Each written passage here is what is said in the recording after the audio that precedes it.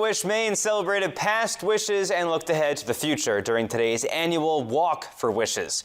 It was a beautiful day along the Bangor waterfront, made even better by the chance to hear stories like the late Brady Nickerson's.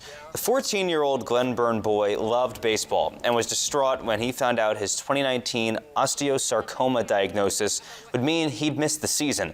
Brady's wish was to meet the Boston Red Sox, and he received a video message from Dustin Pedroia, David Price, and Jackie Bradley Jr. Now, 4 years later, the Nickerson family still supports Make-A-Wish Maine by walking in Brady's honor and with his mother's involvement in granting wishes for others.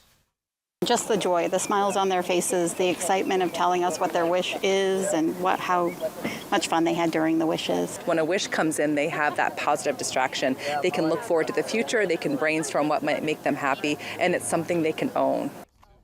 Make-A-Wish Maine is entering its busiest time of the wishing year, the summertime. By the end of the year, they're aiming to have granted 75 wishes. More than 100 Maine children still need their wishes granted. You can support their efforts at wish.org/Maine.